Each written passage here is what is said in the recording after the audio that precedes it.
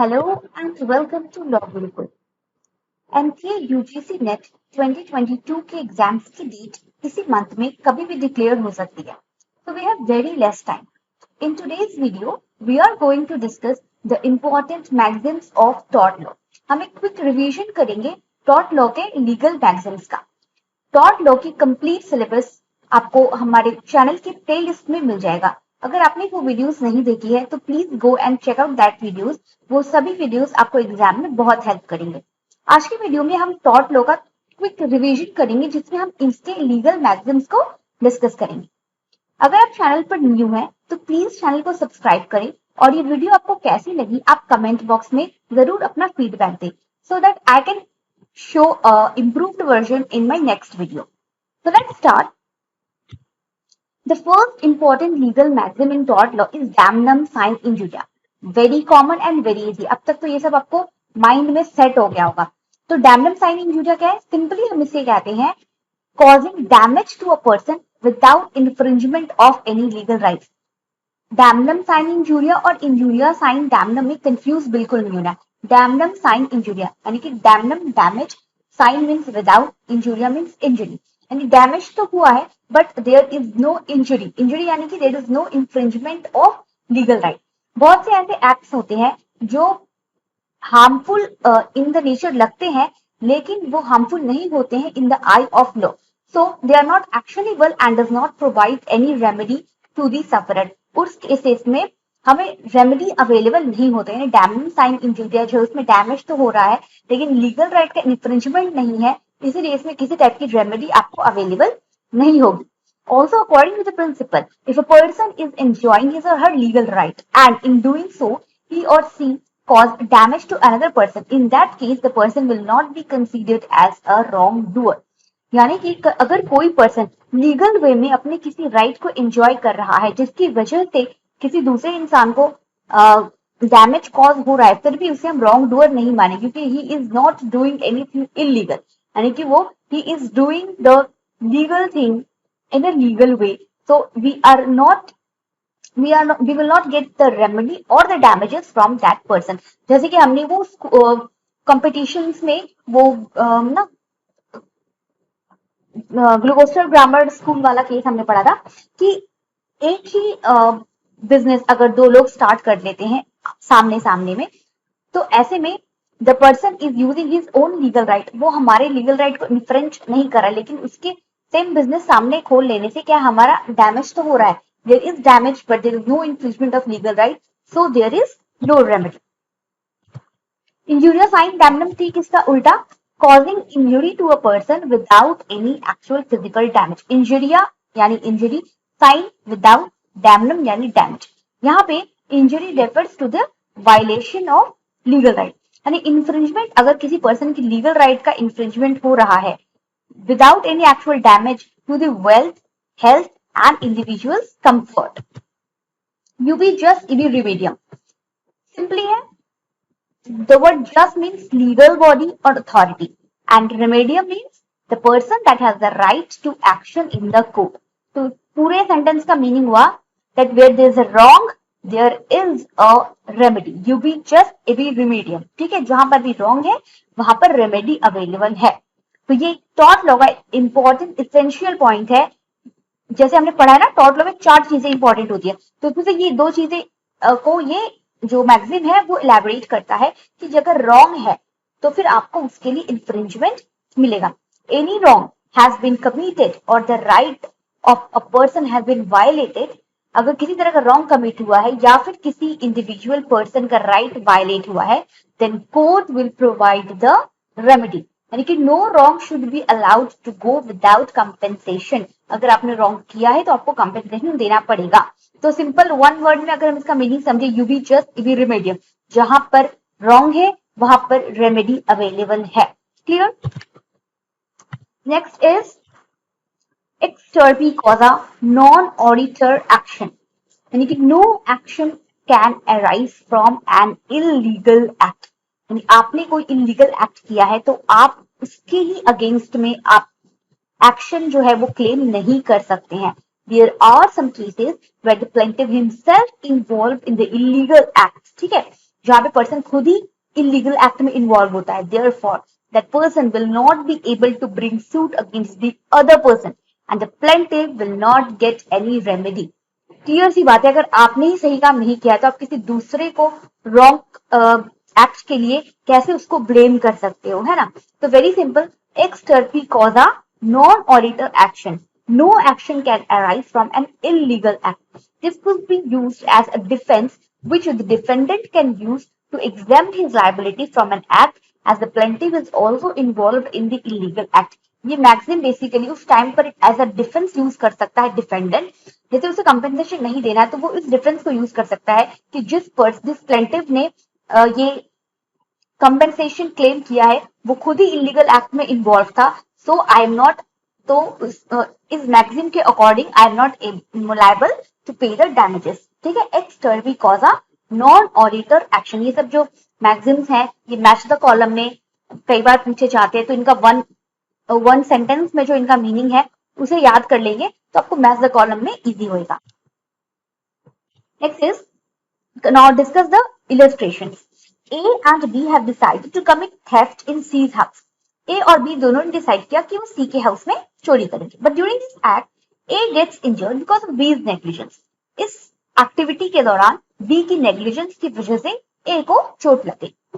Here, even B is guilty of negligence, A cannot claim any damages. Clear?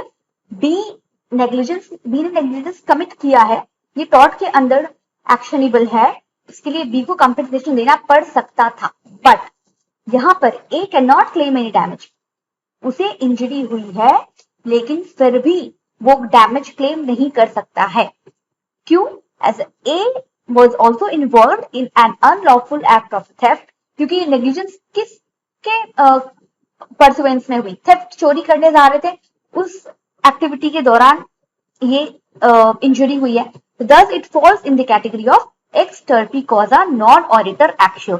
हमने इसके पहले वो पढ़ा था ना मैक्सिम कि जहां पर भी रॉन्ग होता है वहां पर रेमेडी अवेलेबल है, लेकिन ये उसका एक्सेप्शंस में आता है कि रॉन्ग तो हुआ है लेकिन फिर भी यहाँ पर रेमेडी अवेलेबल नहीं है, क्योंकि वो जो रॉन्ग हुआ है वो किसी इनलीगल एक्ट में इन्वॉल्व होने की वजह से हुआ है।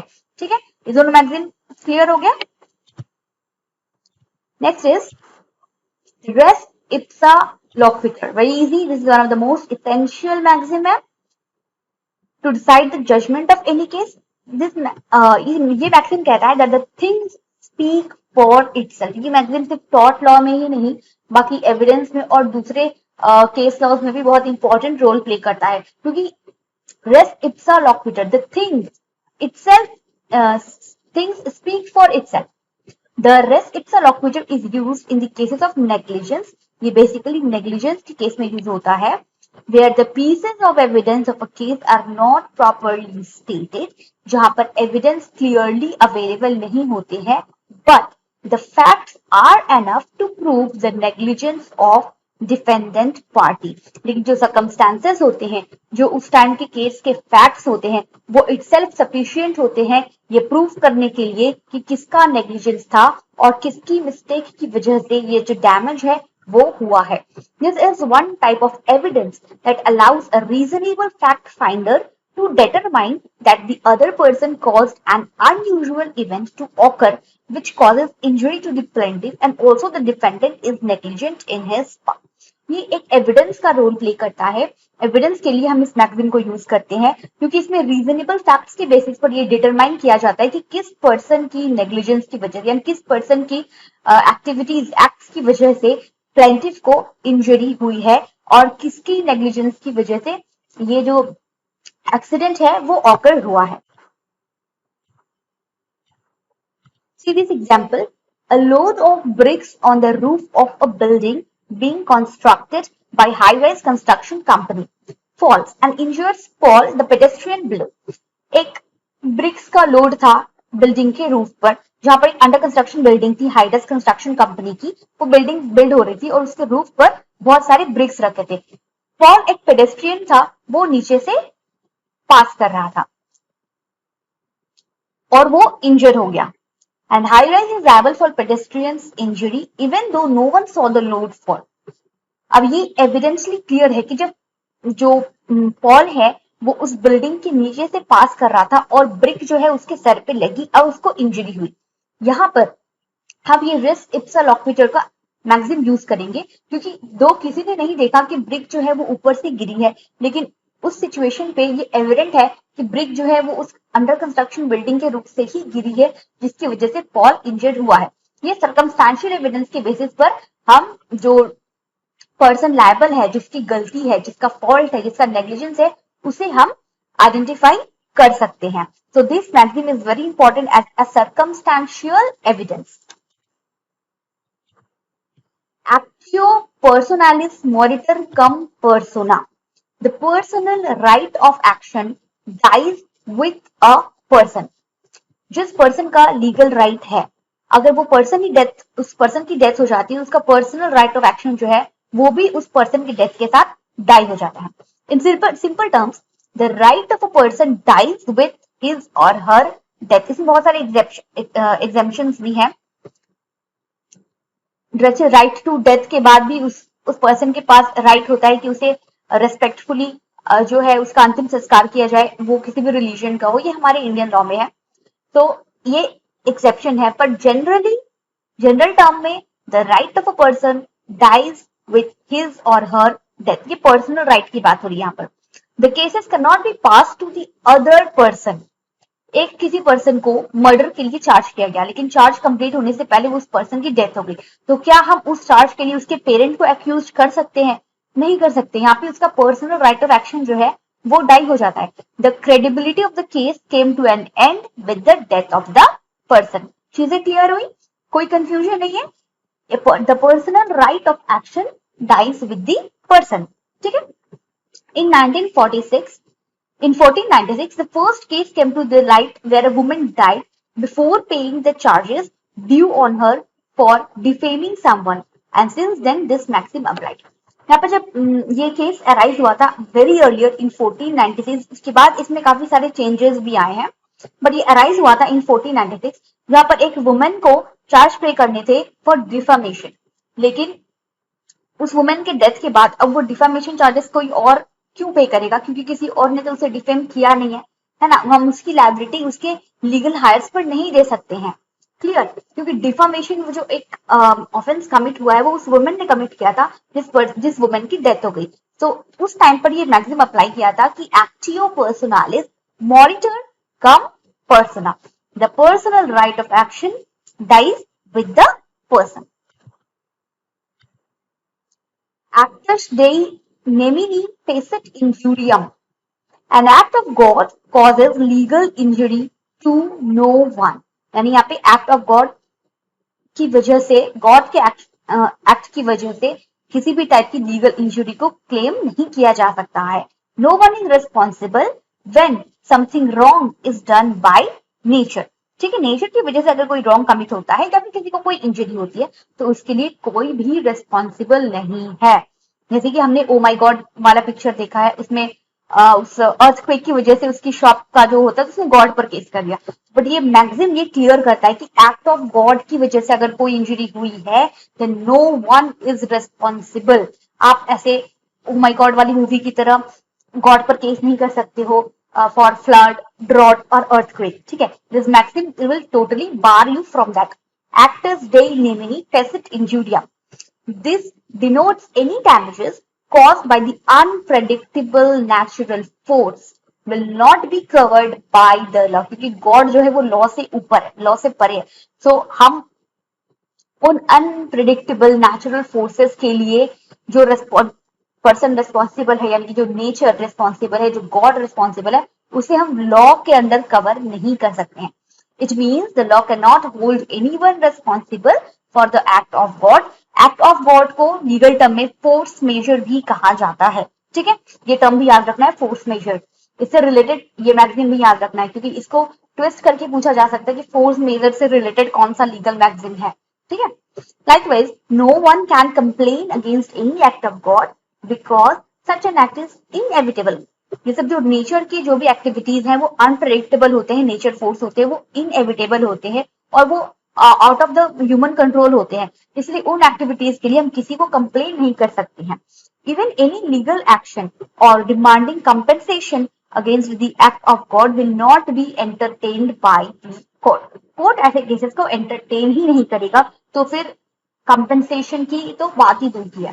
ठीक है, actus dei nemini facit injuriam, act of God की वजह से कोई भी लीगल इंजरी होती है, then no one will be held responsible. The act of God is used as a defense tool in cases of torts when the situation is beyond the power of the defendant and the damage is caused by the force of nature. In such a case, the defendant will not be liable in tort law for such inadvertent damage.